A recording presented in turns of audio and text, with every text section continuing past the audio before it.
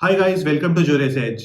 आज हम लोग बात करने वाले हैं how to crack CLAT PG without coaching. देखो 99% लोग इस चीज को तुमको बताएंगे कि तुमको ऑनलाइन या ऑफलाइन या किसी भी तरह की कोचिंग करनी होगी along with your college if you want to crack CLAT PG.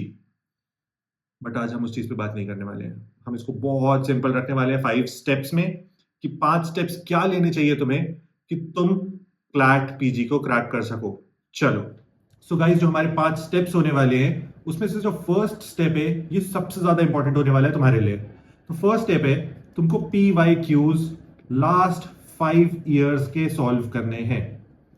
Last 5 years के अगर PYQs कर लोगे तो तुम मान के चलो 90% चीजें जो आती है क्लैट पीजी में उनका तुम्हें आइडिया हो जाएगा। और ये आइडिया होना तुम्हारे लिए बहुत ज्यादा इंपॉर्टेंट है। इससे तुम्हें एक सेकंड चीज पता चलेगी जो और भी ज्यादा इंपॉर्टेंट है। ये चीज है subject wise weightage. Subject wise weightage का मतलब होता है कौन सा लॉ का सब्जेक्ट तुमको ज्यादा आएगा, कौन सा कम आएगा, कौन सा कितना आएगा, तुमको क्या पढ़ना चाहिए, किस प्रायोरिटी के हिसाब से पढ़ना चाहिए।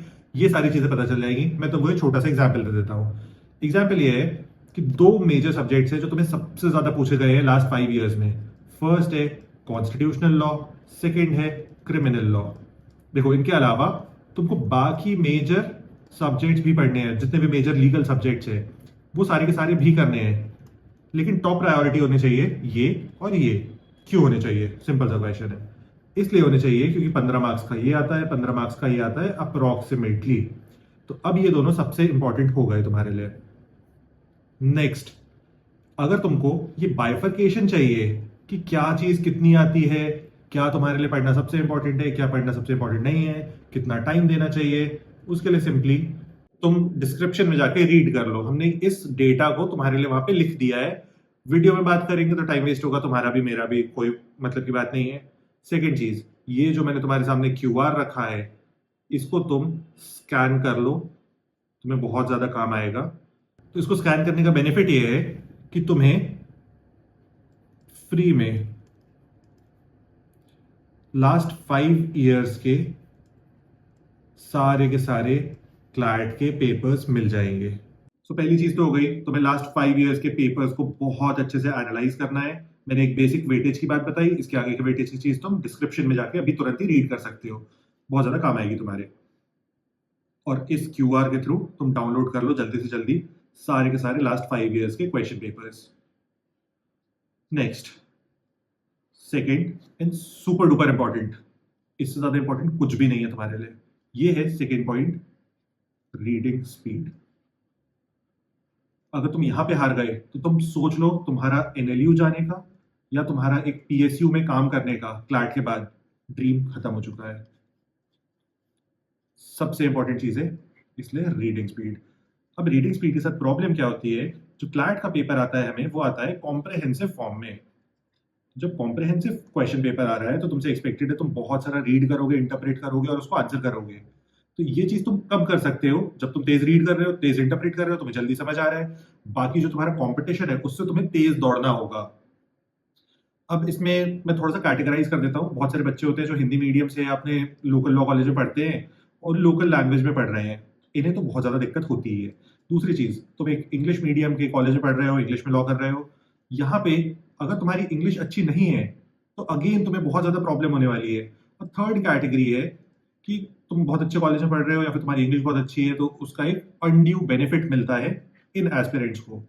अब तुम्हें मेक श्योर करना है, अगर तुम कैटेगरी 1 या कैटेगरी 2 में फॉलो रहे हो तो तुम्हें क्या करना होगा कि तुम इस थर्ड कैटेगरी के बराबर में आ पाओ। इनके बराबर में आना तुम्हारे लिए बहुत जरूरी है डे 1 पे। हम लोगों ने सोचा इसके लिए क्या किया जाए कि तुम सारे के सारे लोगों की हेल्प हो जाए। तो हमें एक बहुत ही अच्छा फंडा मिला इस चीज का। वो फंडा है बहुत सिंपल सा, कि तुम हमारे साथ एक मीटिंग में आ सकते हो जिसको आजकल कहा जाता है वेबिनार। उसमें जितने भी लोग तुम में से इंटरेस्टेड हो सारे के सारे वेबिनार में आ सकते हो। वेबिनार में हम 2 चीजों पे बात करेंगे।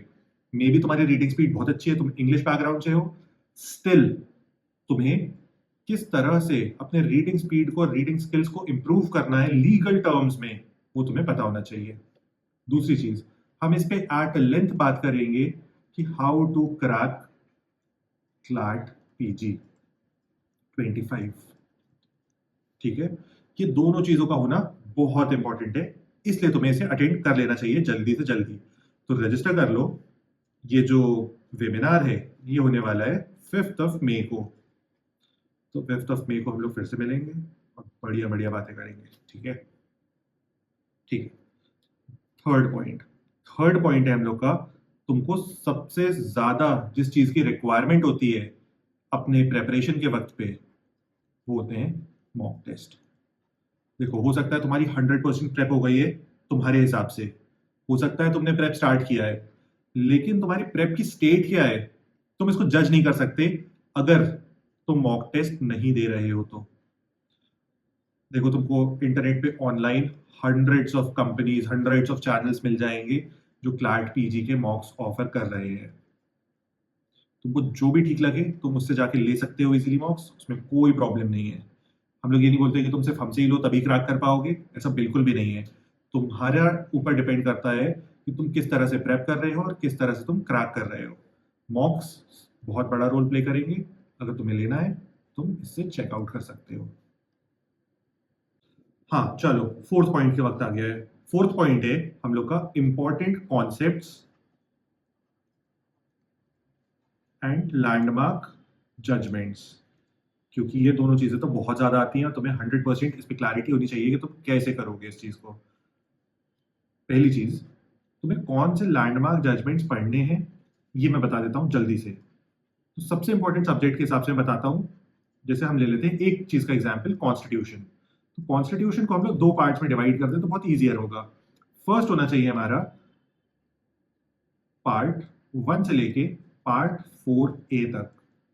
इसके बीच में जितने भी कॉन्सेप्ट्स हैं इन पे बहुत ज्यादा जजमेंट्स पूछे जाते हैं। देखो, कॉन्सेप्ट यहाँ से भी आएंगे लेकिन जजमेंट्स ज्यादा आने की प्रोबेबिलिटी यहाँ से होती है। पार्ट 1 से लेके पार्ट 4A तक, यानी कि जैसे सिटीजनशिप है या फंडामेंटल राइट्स है, डीपीएसपी है, एफडीज है, इन पे ज्यादा आता है। इसके बाद आर्टिकल 51A, इसके आगे के जितने कॉन्सेप्ट्स हैं यहाँ पे बेसिक डायरेक्ट कॉन्सेप्ट्स पूछने की प्रोबेबिलिटी ज्यादा होती है, जिसको तुम लोग कॉलेज में एडमिनिस्ट्रेटिव लॉ कहते हो। तो एडमिनिस्ट्रेटिव लॉ थोड़ा सा ज्यादा आता है इस पोर्शन से। तो यहाँ पे तुमको अपने कॉन्सेप्ट की क्लैरिटी बहुत अच्छी रखनी है। यहाँ पे तुम्हें कॉन्सेप्ट प्लस जजमेंट दोनों बहुत अच्छे से कर लेने हैं, तो तुमको 100% सिक्योरिटी रहेगी। इस तरह से हम लोग बाकी जो चीजें हैं, बाकी जो सब्जेक्ट्स हैं, अगर मैं सारे के सारे सब्जेक्ट्स पे बात करने लगूंगा तो बहुत ज्यादा वक्त हो जाएगा, रात हो जाएगी आज तुमको वीडियो देखते देखते। इसलिए इसकी बात हम लोग वेबिनार में कर लेंगे कि बाकी सब्जेक्ट्स को कैसे करना है, कितना वेटेज देना है, कहाँ से स्टार्ट करना है, कहाँ पे एंड करना है। एक और चीज मैं पर्सनली तुमको रेकमेंड करूंगा, तुम जब स्टार्ट कर रहे हो अपना प्रेप तो कॉन्स्टिट्यूशन शायद सारे के सारे बच्चों के लिए बहुत इंटरेस्टिंग होता है, क्रिमिनल लॉ फिर से बहुत इंटरेस्टिंग होता है। तो कॉन्स्टिट्यूशन एंड क्रिमिनल लॉ से तुम स्टार्ट करो, बाकी के सब्जेक्ट्स को सेकंड प्रायोरिटी की तरह ट्रीट करो। सेकंड प्रायोरिटी का मतलब ये नहीं कि नहीं करना है, सेकंड प्रायोरिटी का मतलब है ये हो जाए जल्दी से जल्दी, लाइक विद इन 1 मंथ, और उसके बाद हम लोग बाकी सारी चीजों पे जाएं। क्योंकि इसका कॉन्स्टिट्यूशन बहुत बड़ा है, बहुत मैसिव है, बहुत सारी जजमेंट्स हैं जो तुम्हें पता होनी चाहिए, बहुत सारी सुपरसीडिंग जजमेंट्स हैं जो तुम्हें पता होनी चाहिए, तो वो सारी तुम्हें बहुत अच्छे से पढ़ लेनी है। लास्ट चीज, तुम अगर अपने किसी भी लॉ के प्रोफेसर से पूछोगे या किसी भी पर्सन से पूछोगे कि मेरे को क्लैट पीजी में जजमेंट्स कैसे पढ़नी चाहिए, रीसेंट जजमेंट्स मेनली कैसे पढ़नी चाहिए, तो वो दो सोर्सेज बोलेगा। फर्स्ट वो बोलेगा लाइव लॉ से पढ़ लो, सेकंड वो बोलेगा बार एंड बेंच से पढ़ लो। सबको तुमको पता है यही दोनों से पढ़ना है, लेकिन मैं तुमको स्ट्रांगली बोलूंगा इन दोनों से मत पढ़ो। दोनों बिल्कुल वेस्ट हैं अगर तुम क्लैट पीजी प्रेप कर रहे हो और सीरियसली कर रहे हो तो। क्यों वेस्ट है उसका बहुत सिंपल सा रीजन है, ये दोनों के दोनों न्यूज वेबसाइट्स हैं, ये दोनों न्यूज कवर करते हैं, जो तुम्हें हेल्प तो करेगा क्लैट पीजी प्रेप में। ऐसा नहीं है कि बिल्कुल मैंने बोल दिया तो बिल्कुल हेल्प ही नहीं करेगा, बिल्कुल ये अगेंस्ट में होगा उस चीज के, ऐसा नहीं है। हेल्प करेगा लेकिन टू द पॉइंट नहीं होगा। तुम्हें यहाँ पे टू द पॉइंट होने की बहुत ज्यादा जरूरत है। टू द पॉइंट होने के लिए ये जो एक अच्छी सी बुक है इसको तुम प्रेफर कर सकते हो, इसके बारे में मैंने डिस्क्रिप्शन में दे दिया है। मतलब लास्ट 1-2 सालों में बहुत सारे बच्चों ने इस बुक से प्रिपेयर किया है, सब ने बहुत ही पॉजिटिव फीडबैक दिया है। मतलब तुम अगर देखोगे तो तुम्हें मजा आ जाएगा। एक दो और चीजें, मैं थोड़ा सा जल्दी भाग रहा था लेकिन तुम्हें बता देता हूँ। इसमें हम लोगों ने क्या किया है इस बुक में कि कोई भी अगर जजमेंट है तो जब वो लाइव लॉ पे कवर होती है तो वो न्यूज़ की तरह कवर होती है। हमने लेकिन उसके पूरे के पूरे क्रक्स को निकाल के कवर किया है और इस आइडिया के साथ किया है कि क्लैट पीजी में क्या पूछा जा सकता है। तो अब तुम्हें अगर एकदम टू द पॉइंट पता चल जाए कि मेरे को ये क्वेश्चन आ सकता है, ये पूछा जा सकता है, मेरे को ये मार्क करना है, तो तुम्हारे लिए बहुत ईजी हो जाएगा।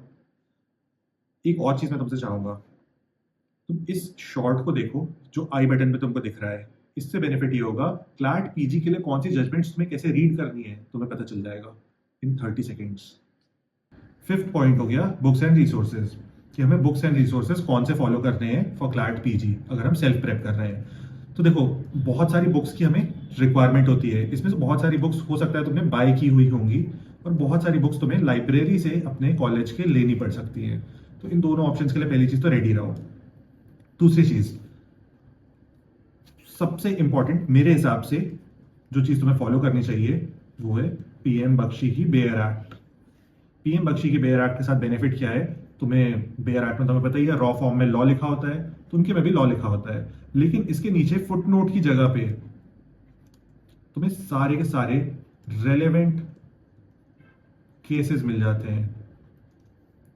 ठीक है, तो ये एक बहुत बड़ा बेनिफिट है कि अगर इस स्पेसिफिक बेयर एक्ट से पढ़ोगे तो तुम्हें जो एडवांटेज मिलेगा जो अदर बेयर एक्ट्स में नहीं मिलता है। इसके बाद जो मैंने बुक बताई थी अभी ऊपर फोर्थ पॉइंट में, तुम उससे भी रीड कर सकते हो इन सारे जजमेंट्स के बारे में क्लैट स्पेसिफिक मैनर में, तो उसको भी तुम देख लेना एक बार जरूर से, डिस्क्रिप्शन में है। इसके बाद एक लास्ट चीज़ जिसको तुम्हें मेरे को लगता है देख ही लेना चाहिए, हम लोग ने एक ऑलरेडी वीडियो बनाया हुआ है बुक्स एंड रिसोर्सेज पे, तो इसको तुम एक बार अच्छे से चेकआउट कर लो। इस पे जो भी क्वेरीज आती हैं इस वीडियो पे, या तो इसके कमेंट में डाल दो, या तुम्हें कोई भी क्वेरी है तो जिस वीडियो को तुम अभी देख रहे हो इस वीडियो के कमेंट में डाल दो। इससे क्या होगा, हम लोग तुमको पर्सनली रीच आउट करके सारी चीज़ों को एड्रेस कर देंगे। और अब तुम्हें लगता है कि तुम्हें कुछ प्रॉब्लम हो रही है या तुम अपनी प्रेपरेशन स्टार्ट नहीं कर पाए हो अभी तक, या किसी भी तरह की प्रॉब्लम फेस कर रहे हो कि तुम्हें किसी सब्जेक्ट में डिफिकल्टी है, कुछ भी प्रॉब्लम है रिलेटेड टू क्लैट पीजी, तो मैं चाहूँगा तुम मुझे पर्सनली रीच आउट कर लो। ये मेरा नंबर है जो मैंने बॉक्स में लिख दिया है, इस नंबर पे रीच आउट करो। हम लोग बढ़िया कॉल/व्हाट्सएप कर सकते हो, हम लोग बात कर सकते हैं उस प्रॉब्लम पे और उस प्रॉब्लम का सल्यूशन निकाल सकते हैं। ठीक है गाइज, तो इस वीडियो को यहीं पे एंड करते हैं। इंपॉर्टेंटली 5 मई को हम लोग फिर से मिल रहे हैं वेबिनार में, तो वेबिनार में आने के लिए अपनी सीट को रिजर्व कर लो। अनलिमिटेड सीट्स नहीं है, बहुत ही लिमिटेड सीट्स हैं, तुम्हारा बेनिफिट होगा, आओगे तो मज़ा भी आएगी हम लोग को। ठीक है, चलो सी यू गाइज, बाय बाय।